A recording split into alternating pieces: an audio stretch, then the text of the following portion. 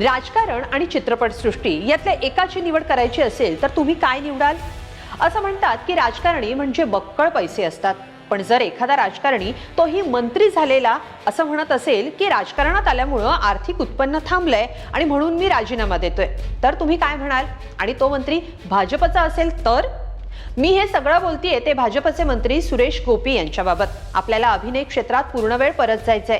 कुटुंबाचं उत्पन्न थांबल्यामुळं हा निर्णय घेत असल्याचं सुरेश गोपी यांनी म्हटलं. इतकंच काय तर केंद्रीय मंत्रिमंडळात त्यांच्या जागी नवनिर्वाचित भाजप राज्यसभा सदस्य सी सदानंदन मास्टर यांचा समावेश करण्याची शिफारसही केली. सुरेश गोपी हे केंद्रीय पेट्रोलियम आणि पर्यटन राज्यमंत्री आहेत. सुरेश गोपी हे केरळमधील भाजपचे एकमेव खासदार आहेत. किंबहुना गोपी यांच्यामुळेच भाजपला केरळमध्ये खातं उघडता आलं. 9 जून 2024 रोजी त्यांनी पंतप्रधान नरेंद्र मोदी यांच्या तिसऱ्या कार्यकाळात केंद्रीय मंत्रिपदाची शपथ घेतली.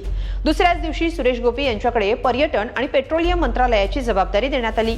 आता ते आपल्या मंत्रिपदाचा राजीनामा देणार असल्याच्या चर्चा राजकीय वर्तुळात रंगल्यात. सुरेश गोपी हे लवकरच मंत्रिपद सोडणार असल्याचं वृत्त एका मल्याळम वृत्तवाहिनीनं दिलं होतं. त्यानुसार मंत्री सुरेश गोपी यांनी रविवारी केरळमधल्या कन्नूर इथं भाजपच्या एका कार्यक्रमाला हजेरी लावली.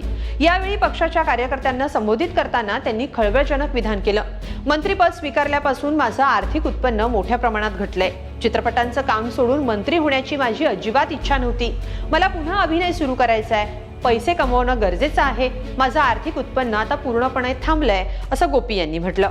मंत्रिपदाचा राजीनामा देण्याची इच्छाही त्यांनी यावेळी व्यक्त केली. अभिनय क्षेत्रातलं आपलं करिअर पुढे चालू ठेवण्याचा मानस असल्याचं बोललं गेलं. अभिनय हा सुरेश गोपी यांचा छंद असून त्यांचे आधीचे काही चित्रपट प्रकल्प पाईपलाईन मध्ये असल्याचा दावाही या वृत्तातून करण्यात आला होता. मात्र गोपी यांनी आपल्या अधिकृत एक्स अकाउंटवरून एक पोस्ट शेअर करत हा दावा फेटाळून लावलाय. मी मंत्रिपदाचा राजीनामा देणार असल्याचं वृत्त चुकीचं आहे.